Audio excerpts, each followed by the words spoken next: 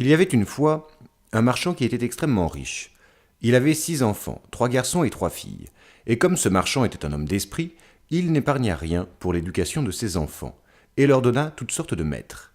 Ses filles étaient très belles, mais la cadette surtout se faisait admirer, et on ne l'appelait, quand elle était petite, que la belle enfant, en sorte que le nom lui en resta, ce qui donna beaucoup de jalousie à ses sœurs. Cette cadette, qui était plus belle que ses sœurs, était aussi meilleure qu'elle. Les 2 aînées avaient beaucoup d'orgueil, parce qu'elles étaient riches.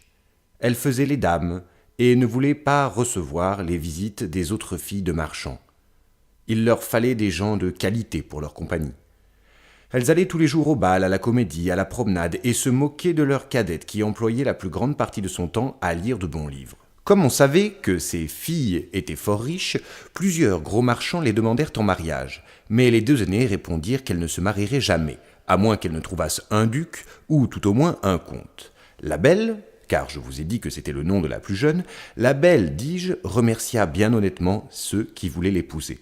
Mais elle leur dit qu'elle était trop jeune et qu'elle souhaitait de tenir compagnie à son père pendant quelques années. Tout d'un coup, le marchand perdit son bien et il ne lui resta qu'une petite maison de campagne, bien loin de la ville.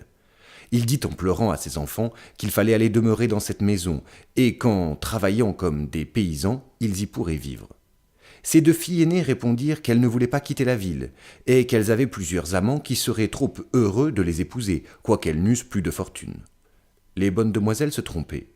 Leurs amants ne voulurent plus les regarder quand elles furent pauvres. Comme personne ne les aimait à cause de leur fierté, on disait « Elles ne méritent pas qu'on les plaigne. Nous sommes bien aises de voir leur orgueil abaissé, qu'elles aillent faire les dames en gardant les moutons. » Mais en même temps, tout le monde disait « Pour la belle, nous sommes bien fâchés de son malheur.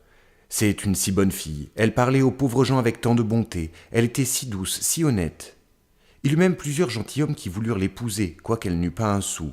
Mais elle leur dit qu'elle ne pouvait pas se résoudre à abandonner son pauvre père dans son malheur, et qu'elle le suivrait à la campagne pour le consoler et lui aider à travailler.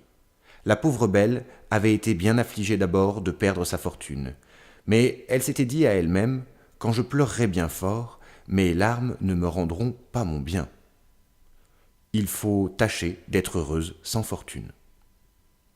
Quand ils furent arrivés à la maison de campagne, le marchand et ses 3 fils s'occupèrent à labourer la terre. La belle se levait à 4 heures du matin et se dépêchait de nettoyer la maison et d'apprêter à dîner pour la famille. Elle eut d'abord beaucoup de peine, car elle n'était pas accoutumée à travailler comme une servante. Mais au bout de 2 mois, elle devint plus forte et la fatigue lui donna une santé parfaite. Quand elle avait fait son ouvrage, elle lisait, elle jouait du clavecin ou bien chantait en filant. Ses 2 sœurs, au contraire, s'ennuyaient à la mort. Elles se levaient à 10 heures du matin, se promenaient toute la journée et s'amusaient à regretter leurs beaux habits et les compagnies. « Voyez notre cadette, disait-elle entre elles. Elle a l'âme basse, elle est si stupide qu'elle est contente de sa malheureuse situation. » Le bon marchand ne pensait pas comme ses filles. Il savait que la belle était plus propre que ses sœurs à briller dans les compagnies. Il admirait la vertu de cette jeune fille, et surtout sa patience, car ses sœurs, non contentes de lui laisser faire tout l'ouvrage à la maison, l'insultaient à tout moment. Il y avait 1 an que cette famille vivait dans la solitude lorsque le marchand reçut une lettre par laquelle on lui marquait qu'un vaisseau sur lequel il avait des marchandises venait d'arriver heureusement. Cette nouvelle tourna la tête à ses 2 aînées, qui pensaient qu'à la fin elles pourraient quitter cette campagne où elles s'ennuyaient tant. Et quand elles virent leur père prêt à partir, elles le prièrent de leur apporter des robes, des palatines, des coiffures et toutes sortes de bagatelles. La belle ne lui demandait rien, car elle pensait en elle-même que tout l'argent des marchandises ne suffirait pas pour acheter ce que ses sœurs souhaitaient. « Tu ne me pries pas de t'acheter quelque chose ?» lui dit son père. « Puisque vous avez la bonté de penser à moi, lui dit-elle, je vous prie de m'apporter une rose, car il n'en vient point ici. » Ce n'est pas que la belle se souciât d'une rose, mais elle ne voulait pas condamner par son exemple la conduite de ses sœurs, qui auraient dit que c'était pour se distinguer qu'elle ne demandait rien. Le bonhomme partit. Mais quand il fut arrivé, on lui fit un procès pour ses marchandises, et après avoir eu beaucoup de peine, il revint aussi pauvre qu'il était auparavant. Il n'avait plus que 30 000 pour arriver à sa maison, et il se réjouissait déjà du plaisir de voir ses enfants. Mais comme il fallait passer un grand bois avant de trouver sa maison, il se perdit. Il neigeait horriblement. Le vent était si grand qu'il le jeta 2 fois en bas de son cheval, et la nuit étant venue, il pensa qu'il mourrait de faim ou de froid, ou qu'il serait mangé des loups, qu'il entendait hurler autour de lui. Tout d'un coup, en regardant au bout d'une longue allée d'arbres, il vit une grande lumière, mais qui paraissait bien éloignée. Il marcha de ce côté-là, et vit que cette lumière sortait d'un grand palais qui était tout illuminé. Le marchand remercia Dieu du secours qu'il lui envoyait, et se hâta d'arriver à ce château. Mais il fut bien surpris de ne trouver personne dans les cours. Son cheval, qui le suivait, voyant une grande écurie ouverte, entra dedans, et ayant trouvé du foin et de l'avoine, le pauvre animal qui mourait de faim se jeta dessus avec beaucoup d'avidité. Le marchand l'attacha dans l'écurie et marcha vers la maison, où il ne trouva personne. Mais étant entré dans une grande salle, il y trouva un bon feu et une table chargée de viande, où il n'y avait qu'un couvert. Comme la pluie et la neige l'avaient mouillé jusqu'aux os, il s'approcha du feu pour se sécher, et disait en lui-même « Le maître de la maison ou ses domestiques me pardonneront la liberté que j'ai prise, et sans doute ils viendront bientôt. » Il attendit pendant un temps considérable. Mais 11 heures ayant sonné, sans qu'il vît personne, il ne put résister à la faim, et prit un poulet qu'il mangea en 2 bouchées et en tremblant. Il but aussi quelques coups de vin, et devenu plus hardi, il sortit de la salle et traversa plusieurs grands appartements magnifiquement meublés. À la fin, il trouva une chambre où il y avait un bon lit, et, comme il était minuit passé, et qu'il était là, il prit le parti de fermer la porte et de se coucher. Il était 10 heures du matin quand il se leva le lendemain, et il fut bien surpris de trouver un habit fort propre à la place du sien, qui était tout gâté. Assurément, dit-il en lui-même, ce palais appartient à quelque bonne fée qui a eu pitié de ma situation. Il regarda par la fenêtre et ne vit plus de neige, mais des berceaux de fleurs qui enchantaient la vue. Il rentra dans la grande salle où il avait soupé la veille, et vit une petite table où il y avait du chocolat. « Je vous remercie, madame la fée, dit-il tout haut, d'avoir eu la bonté de penser à mon déjeuner. » Le bonhomme, après avoir pris son chocolat, sortit pour aller chercher son cheval, et comme il passait sous un berceau de roses, il se souvint que la belle lui en avait demandé, et cueillit une branche où il y en avait plusieurs. En même temps, il entendit un grand bruit, et vit venir à lui une bête si horrible qu'il fut tout près de s'évanouir. « Vous êtes bien ingrat, lui dit la bête d'une voix terrible. Je vous ai sauvé la vie en vous recevant dans mon château, et pour ma peine, vous me volez mes roses, que j'aime mieux que toute chose au monde. Il faut mourir pour réparer cette faute. Je ne vous donne qu'un quart d'heure pour demander pardon à Dieu. » Le marchand se jeta à genoux et dit à la bête en joignant les mains « Mon Seigneur, pardonnez-moi, je ne croyais pas vous offenser en cueillant une rose pour une de mes filles qui m'en avait demandé. » « Je ne m'appelle point mon Seigneur, répondit le monstre, mais la bête. Je n'aime point les compliments, moi. Je veux qu'on dise ce que l'on pense. Ainsi, ne croyez pas me toucher par vos flatteries. Mais vous m'avez dit que vous aviez des filles ? Je veux bien vous pardonner, à condition qu'une de vos filles vienne volontairement pour mourir à votre place. Ne me raisonnez pas, partez, et si vos filles refusent de mourir pour vous, jurez que vous reviendrez dans 3 mois. Le bonhomme n'avait pas dessein de sacrifier une de ses filles à ce vilain monstre, mais il pensa « Au moins, j'aurai le plaisir de les embrasser encore une fois. » Il jura donc de revenir, et la bête lui dit qu'il pouvait partir quand il voudrait. « Mais, ajouta-t-elle, je ne veux pas que tu t'en ailles les mains vides. Retourne dans la chambre où tu as couché, tu y trouveras un grand coffre vide. Tu peux y mettre tout ce qui te plaira. Je le ferai porter chez toi. » En même temps, la bête se retira. Et le bonhomme dit en lui-même « S'il faut que je meure, j'aurai la consolation de laisser du pain à mes pauvres enfants. » Il retourna dans la chambre où il avait couché, et, y ayant trouvé une grande quantité de pièces d'or, il remplit le grand coffre dont la bête lui avait parlé, le ferma, et ayant repris son cheval, qu'il retrouva dans l'écurie, il sortit de ce palais avec une tristesse égale à la joie qu'il avait lorsqu'il y était entré. Son cheval prit de lui-même une des routes de la forêt, et en peu d'heures, le bonhomme arriva dans sa petite maison.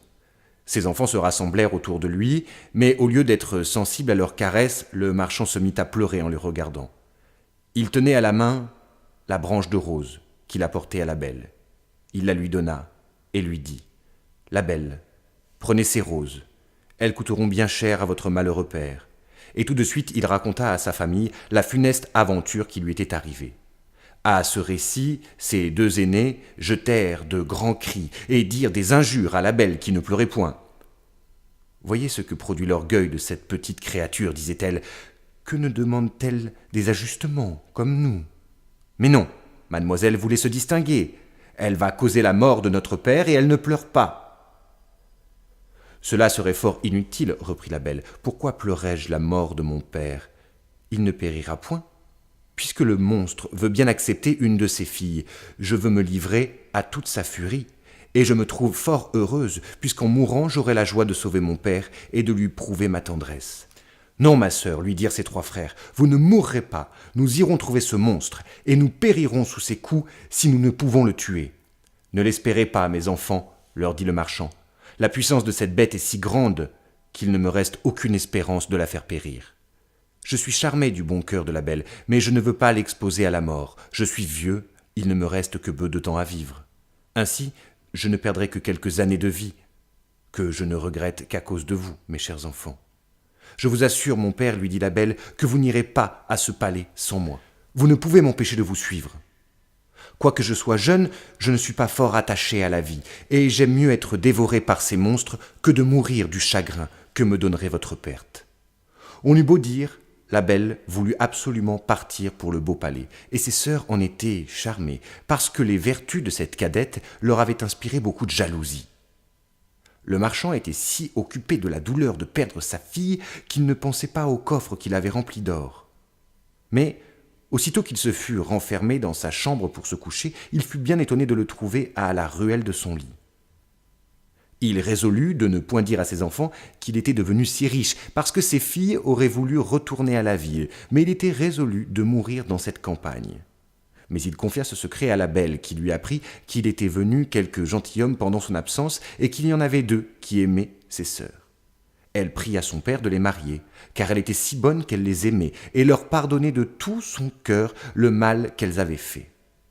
Ces deux méchantes filles se frottaient les yeux avec un oignon pour pleurer lorsque la belle partit avec son père.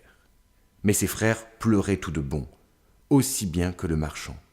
Et il n'y avait que la belle qui ne pleurait point, parce qu'elle ne voulait pas augmenter leur douleur. Le cheval prit la route du palais, et sur le soir, ils l'aperçurent illuminée comme la première fois. Le cheval fut tout seul à l'écurie, et le bonhomme entra avec sa fille dans la grande salle, où ils trouvèrent une table magnifiquement servie avec 2 couverts. Le marchand n'avait pas le cœur de manger, mais Belle, s'efforçant de paraître tranquille, se mit à table et le servit. Puis elle disait en elle-même « La bête veut m'engraisser avant de me manger, puisqu'elle me fait si bonne chère. » Quand ils eurent soupé, ils entendirent un grand bruit, et le marchand dit adieu à sa pauvre fille en pleurant, car il pensait que c'était la bête. Belle ne put s'empêcher de frémir en voyant cette horrible figure, mais elle se rassura de son mieux. Et le monstre lui ayant demandé si c'était de bon cœur qu'elle était venue, elle lui dit en tremblant que oui. « Vous êtes bien bonne, dit la bête, et je vous suis bien obligé. Bonhomme, partez demain matin, et ne vous avisez jamais de revenir ici. Adieu, la belle. Adieu, la bête, répondit-elle. Et tout de suite, le monstre se retira. « Ah, ma fille, lui dit le marchand, en embrassant la belle, je suis à demi-mort de frayeur. Croyez-moi, laissez-moi ici. Non, mon père, lui dit la belle avec fermeté, vous partirez demain matin, et vous m'abandonnerez au secours du ciel. Peut-être aura-t-il pitié de moi. » Ils furent se coucher, et croyaient ne pas dormir de toute la nuit. Mais à peine furent-ils dans leur lit que leurs yeux se fermèrent. Pendant son sommeil, la belle vit une dame qui lui dit « Je suis contente de votre bon cœur, la belle. La bonne action que vous faites en donnant votre vie pour sauver celle de votre père ne demeurera point sans récompense. » La belle, en s'éveillant, raconta ce songe à son père, et quoiqu'il la consolât un peu, cela ne l'empêcha pas de jeter de grands cris quand il fallut se séparer de sa chère fille.